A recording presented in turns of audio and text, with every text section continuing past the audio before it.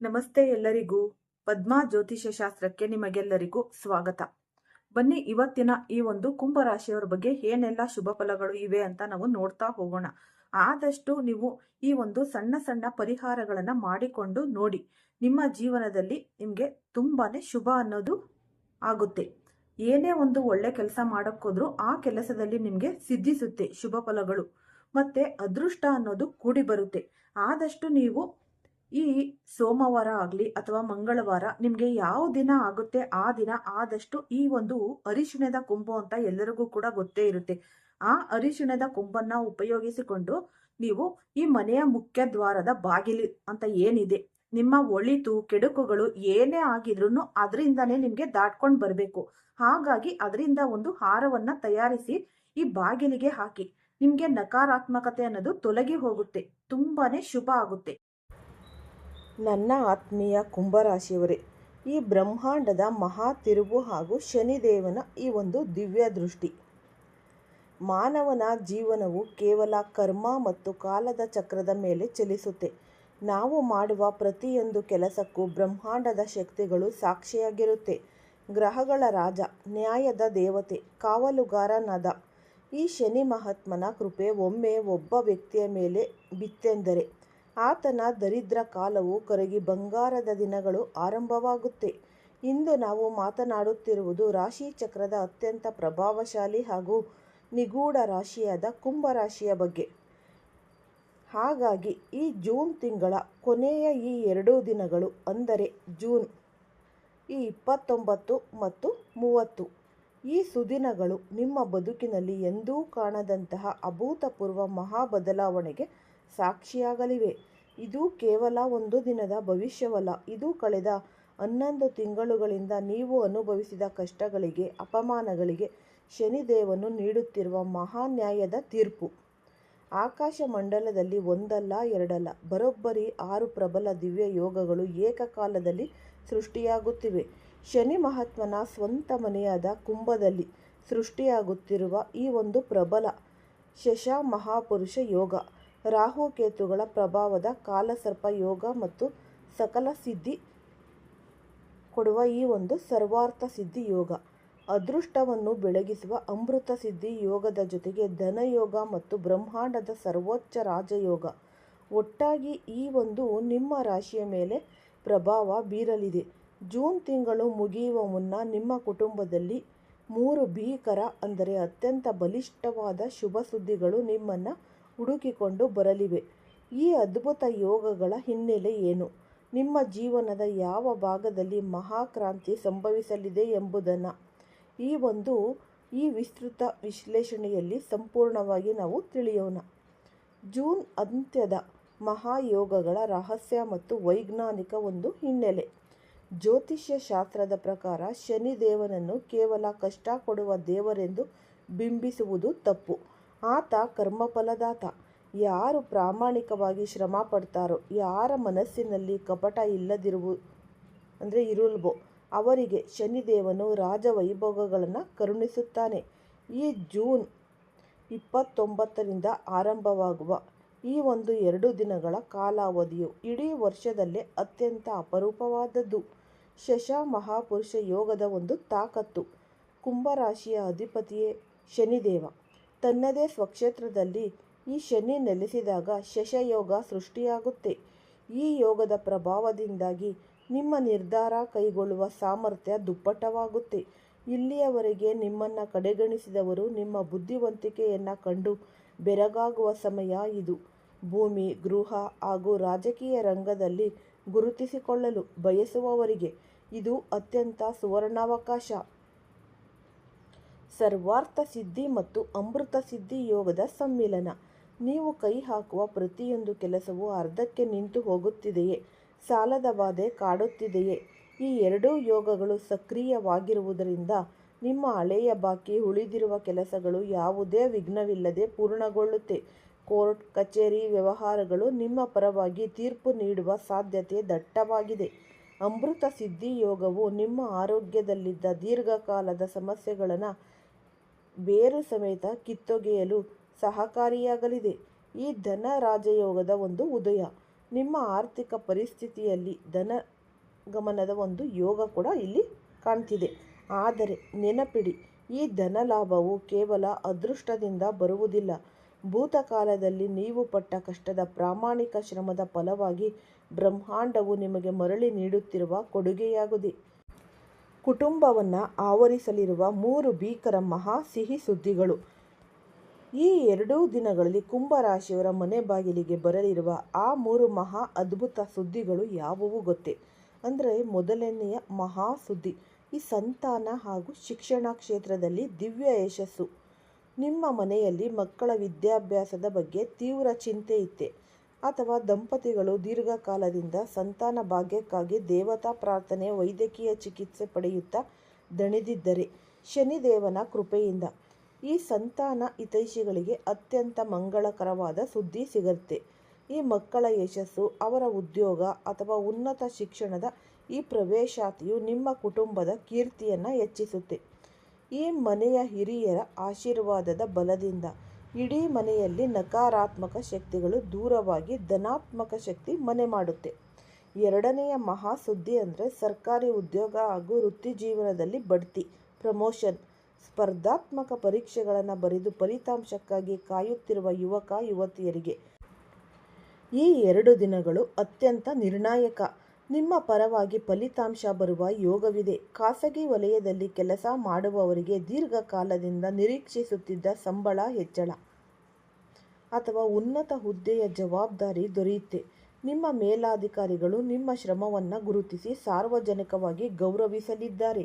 ಈ 3ನೆಯ ಮಹಾಸುದ್ದಿ, ಸ್ಥಿರಾಸ್ತಿ ಖರೀದಿ ಮತ್ತು ಸ್ವಂತ ಮನೆಯ ಕನಸು ನನಸು. ನಿಮ್ಮ ಸ್ವಂತ ಮನೆ, ಜಾಗ ಅಥವಾ ವಾಹನ ಖರೀದಿಸಬೇಕೆಂಬ ಬಹುದಿನಗಳ ಕನಸು ಆರ್ಥಿಕ ಮುಗ್ಗಟ್ಟಿನಿಂದ ಮುಂದೂಡಲ್ಪಟ್ಟಿತ್ತೆ. ಈ ಕಾಲಾವಧಿಯಲ್ಲಿ ಅದಕ್ಕೆ ಬೇಕಾದ ಆರ್ಥಿಕ ಮೂಲಗಳು ತಾವಾಗಿಯೇ ಸೃಷ್ಟಿಯಾಗುತ್ತೆ. ಪಿತ್ರಾರ್ಜಿತ ಆಸ್ತಿಯಲ್ಲಿ ಇದ್ದ ತಕರಾರುಗಳು ಹಿರಿಯರ ಮಧ್ಯಸ್ಥಿಕೆಯಿಂದ ಸುಲಭವಾಗಿ ಬಗೆಹರಿಯಲಿವೆ. ವ್ಯಾಪಾರಸ್ಥರಿಗೆ ಹೊಸ ಹೂಡಿಕೆಯಿಂದ ಭರಪೂರ ಲಾಭ ಸಿಗುತ್ತೆ. ಕುಂಭರಾಶಿಯವರ ದೈನಂದಿನ ಜೀವನದ ಆಳವಾದ ಒಂದು ವಿಶ್ಲೇಷಣೆ ಅಂದರೆ ಪ್ರೀತಿಯಾಗಿರ್ಬೋದು, ಪ್ರೇಮ ಮತ್ತು ಈ ಒಂದು ಕೌಟುಂಬಿಕ ಸಾಮರಸ್ಯ.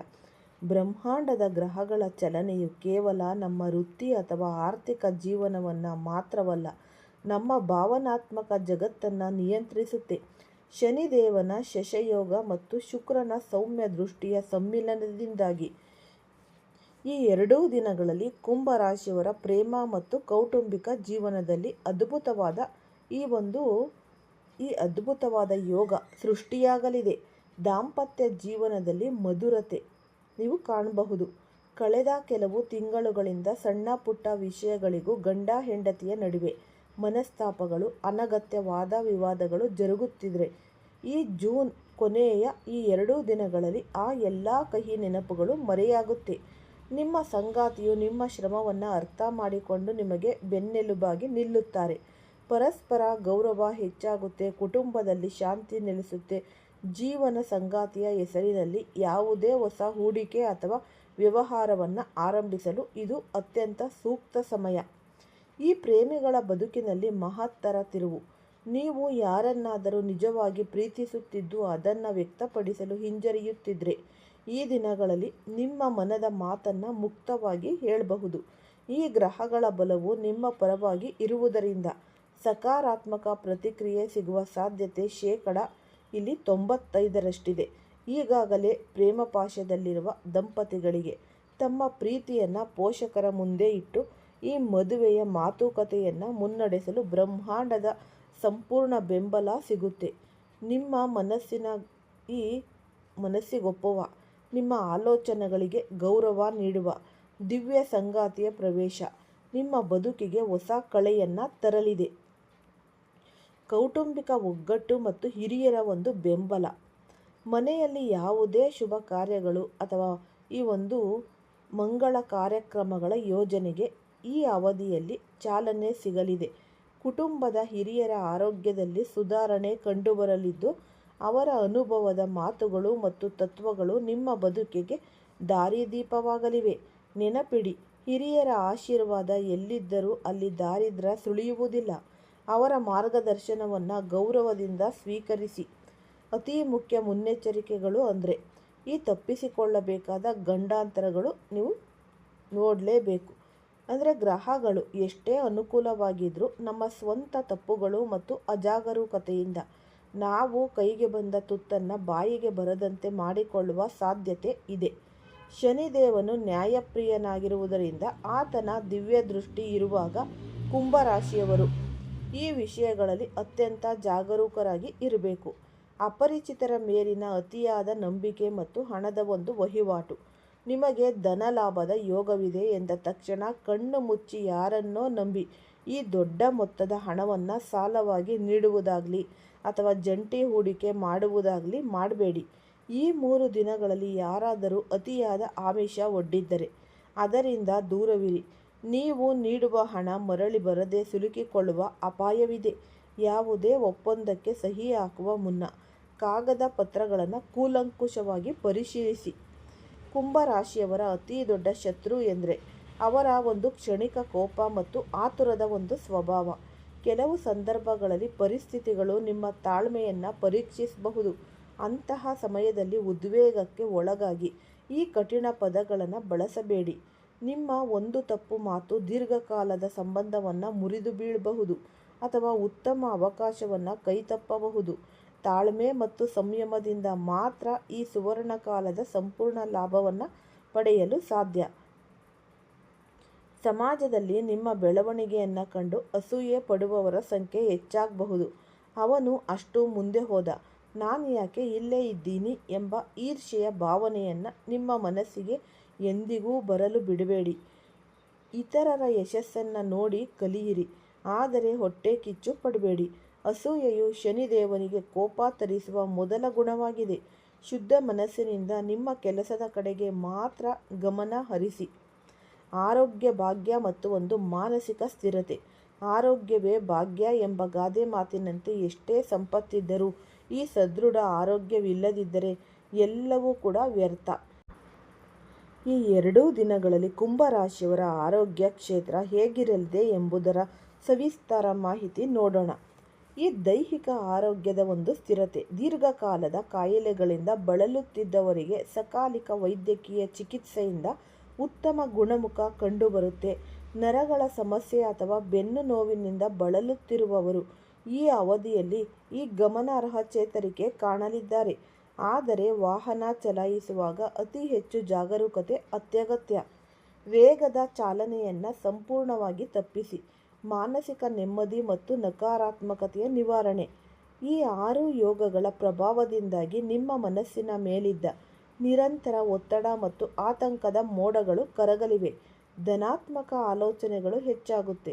ದಿನನಿತ್ಯ ಕನಿಷ್ಠ ಈ ಒಂದು 15 ನಿಮಿಷಗಳ ಕಾಲ ಯೋಗ, ಪ್ರಾಣಾಯಾಮ ಅಥವಾ ಈ ಒಂದು ಧ್ಯಾನ ಮಾಡುವುದರಿಂದ ನಿಮ್ಮ ಆಂತರಿಕ ಶಕ್ತಿ ವೃದ್ಧಿಯಾಗುತ್ತೆ. ಆಯುರ್ವೇದ ಮತ್ತು ನೈಸರ್ಗಿಕ ಆಹಾರ ಪದಾರ್ಥಗಳಿಗೆ ಹೆಚ್ಚಿನ ಆದ್ಯತೆಯನ್ನು ನೀಡಿ. ಹೊರಗಿನ ಈ ಕಲುಷಿತ ಆಹಾರದಿಂದ ದೂರವಿರಿ. ರಾತ್ರಿ ಸಮಯದಲ್ಲಿ ಹಗುರವಾದ ಆಹಾರ ಸೇವನೆ ನಿಮ್ಮ ಜೀರ್ಣಕ್ರಿಯೆಯನ್ನು ಉತ್ತಮವಾಗಿಡಲು ಸಹಕಾರಿ ಮಾಡುತ್ತೆ. ಗ್ರಹಗಳ ಶುಭ ದೃಷ್ಟಿ ಮತ್ತು ಈ ಒಂದು 6 ಮಹಾಯೋಗಗಳ ದಿವ್ಯ ಶಕ್ತಿಯು ನಿಮ್ಮನ್ನು ಯಶಸ್ಸಿನ ಶಿಖರಕ್ಕೆ ಕೊಂಡೊಯ್ಯಲು ಸಿದ್ಧವಾಗಿದೆ. ಆದರೆ ಬ್ರಹ್ಮಾಂಡದ ನಿಯಮಗಳ ಪ್ರಕಾರ ಈ ದೈವಿಕ ಶಕ್ತಿಯು ನಮಗೆ ಒಲಿಯಬೇಕಾದರೆ ನಮ್ಮ ಆಂತರಿಕ ನಡವಳಿಕೆ ಮತ್ತು ಅಭ್ಯಾಸಗಳು ಕೂಡ ಅಷ್ಟೇ ಶುದ್ಧವಾಗಿರಬೇಕು. ಕುಂಭರಾಶಿಯವರು ತಮ್ಮ ಜೀವನವನ್ನು ಸಂಪೂರ್ಣವಾಗಿ ಬದಲಾಯಿಸಿಕೊಳ್ಳಲು ಈ 2 ದಿನಗಳಲ್ಲಿ ಮಾಡಬೇಕಾದ ಮಹಾ ಸಂಕಲ್ಪಗಳ ವಿವರ ಇಲ್ಲಿದೆ.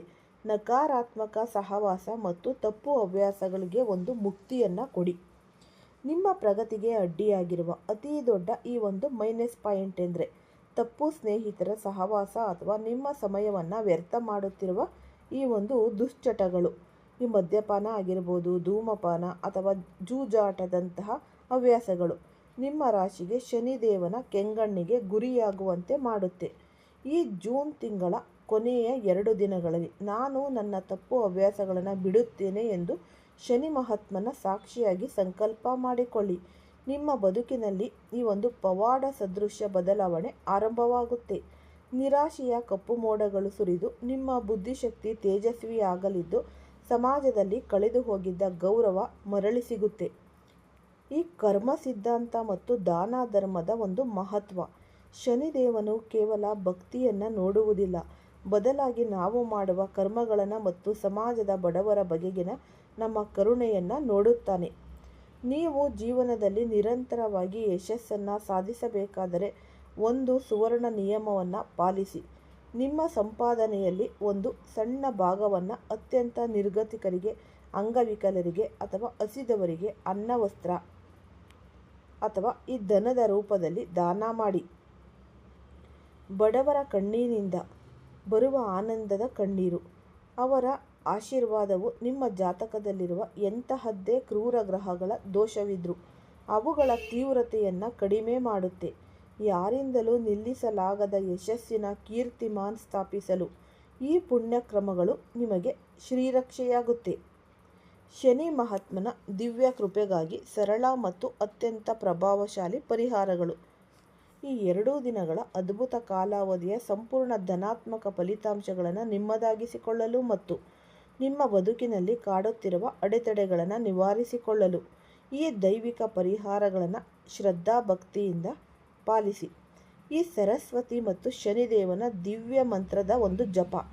ದಿನನಿತ್ಯ ಬೆಳಿಗ್ಗೆ ಅಥವಾ ಸಂಜೆ ಶನಿದೇವನ ಬೀಜ ಮಂತ್ರವಾದ ಓಂ ಪ್ರಾಂ ಪ್ರೀಂ ಪ್ರಂ ಸಂ ಶನೇಶ್ವರಾಯ ನಮಃ ಎಂಬ ಮಂತ್ರವನ್ನು ಕನಿಷ್ಠ 21 ಅಥವಾ 108 ಬಾರಿ ಜಪಿಸಿ.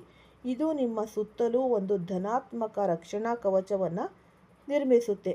ಅಶ್ವತ್ಥ ವೃಕ್ಷದ ದೀಪಾರಾಧನೆ, ವಿಶೇಷವಾಗಿ ಶನಿವಾರದ ದಿನದಂದು ಅಥವಾ ಈ 2 ದಿನಗಳ ಅವಧಿಯಲ್ಲಿ ಸಂಜೆಯ ಸಮಯದಲ್ಲಿ ಅಶ್ವತ್ಥ ಮರಕ್ಕೆ ಪ್ರದಕ್ಷಿಣೆಯನ್ನು ಹಾಕಿ.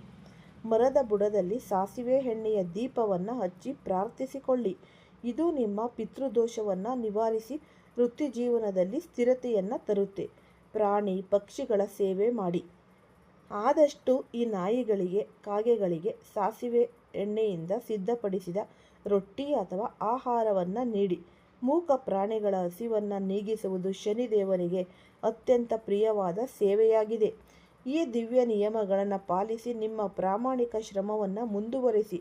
ಜೂನ್ ಕೊನೆಯ ಈ 2 ದಿನಗಳು ನಿಮ್ಮ ಬದುಕಿನ ಬಂಗಾರದ ದಿನಗಳಾಗಿ ಮೂಡಿಬರಲಿ. ಶನಿ ಮಹಾತ್ಮನು ನಿಮಗೂ ನಿಮ್ಮ ಕುಟುಂಬಕ್ಕೂ ಸಕಲ ಐಶ್ವರ್ಯ, ಆರೋಗ್ಯ ಮತ್ತು ನೆಮ್ಮದಿಯನ್ನು ಕರುಣಿಸುತ್ತಾನೆ. ಶನಿದೇವನು ಕೇವಲ ಭಕ್ತಿಯನ್ನು ನೋಡುವುದಿಲ್ಲ, ಬದಲಾಗಿ ನಾವು ಮಾಡುವ ಕರ್ಮಗಳನ್ನು ಮತ್ತು ಸಮಾಜದ ಬಡವರ ಬಗೆಗಿನ ನಮ್ಮ ಕರುಣೆಯನ್ನು ನೋಡುತ್ತಾನೆ. ನೀವು ಜೀವನದಲ್ಲಿ ನಿರಂತರವಾಗಿ ಯಶಸ್ಸನ್ನು ಸಾಧಿಸಬೇಕಾದರೆ ಒಂದು ಸುವರ್ಣ ನಿಯಮವನ್ನು ಪಾಲಿಸಿ. ನಿಮ್ಮ ಸಂಪಾದನೆಯಲ್ಲಿ ಒಂದು ಸಣ್ಣ ಭಾಗವನ್ನು ಅತ್ಯಂತ ನಿರ್ಗತಿಕರಿಗೆ, ಅಂಗವಿಕಲರಿಗೆ ಅಥವಾ ಹಸಿದವರಿಗೆ ಅನ್ನ, ವಸ್ತ್ರ ಅಥವಾ ಧನದ ರೂಪದಲ್ಲಿ ದಾನ ಮಾಡಿ. ಬಡವರ ಕಣ್ಣೀರಿನಿಂದ ಬರುವ ಆನಂದದ ಕಣ್ಣೀರು, ಅವರ ಆಶೀರ್ವಾದ ನಿಮ್ಮ ಜಾತಕದಲ್ಲಿರುವ ಎಂತಹದ್ದೇ ಕ್ರೂರ ಗ್ರಹ ದೋಷಗಳಿದ್ರೂ ಅವುಗಳ ತೀವ್ರತೆಯನ್ನು ಕಡಿಮೆ ಮಾಡುತ್ತೆ. ಯಾರಿಂದಲೂ ನಿಲ್ಲಿಸಲಾಗದ ಯಶಸ್ಸಿನ ಈ ಒಂದು ಕೀರ್ತಿ ಸ್ಥಾಪಿಸಲು ಈ ಪುಣ್ಯ ಕರ್ಮಗಳು ನಿಮಗೆ ತುಂಬಾ ಕೈ ಹಿಡಿಯುತ್ತೆ ಅಂತಲೇ ಹೇಳಬಹುದು. ಆದಷ್ಟು ನೀವು ದೇವರ ಕೋಣೆಯಲ್ಲಿ ದೀಪ ಹಚ್ಚುವಾಗ ನೀವು ಓಂ ಶನೇಶ್ವರಾಯ ನಮಃ ಅಂತ ಈ ಬೀಜ ಮಂತ್ರವನ್ನು ಹೇಳಿಕೊಳ್ಳಿ. ತುಂಬಾ ಜೀವನದಲ್ಲಿ ಅಭಿವೃದ್ಧಿ ಹೊಂದ್ತೀರ. ಈ ಅರಿಶಿಣ, ಕುಂಕುಮ, ಹೂಗಳನ್ನು ಇಟ್ಟಿ ನಂತರ ನೀವು ಏನು ಮಾಡಬೇಕು, ಈ ಹಾಲನ್ನು ಸ್ವಲ್ಪ ಆ ಕಡೆ ಈ ಕಡೆ ಹೊಸ್ತಿಲು ಅಂತ ಇರುತ್ತಲ್ಲ ಅದಕ್ಕೆ ಸೈಡ್ನಲ್ಲಿ ಸ್ವಲ್ಪ ಹಾಲನ್ನು ಹಾಕಬೇಕು. ಈ ಹಾಲನ್ನು ಹಾಕಿದಾಗ ತಾಯಿ ಮಹಾಲಕ್ಷ್ಮಿ, ಸಂಪತ್ತಿನ ದೇವತೆ ಮಹಾಲಕ್ಷ್ಮಿಗೆ ತುಂಬಾನೇ ಇಷ್ಟ ಆಗುತ್ತೆ. ನಿಮ್ಮ ಮನೆಯೊಳಗೆ ಪ್ರವೇಶಿಸಿ ಧಾವಿಸಿ ಬಂದು ನಿಮಗೆ ಶಾಶ್ವತವಾಗಿ ಮನೆಯಲ್ಲಿ ನೆಲೆಸ್ತಾಳೆ.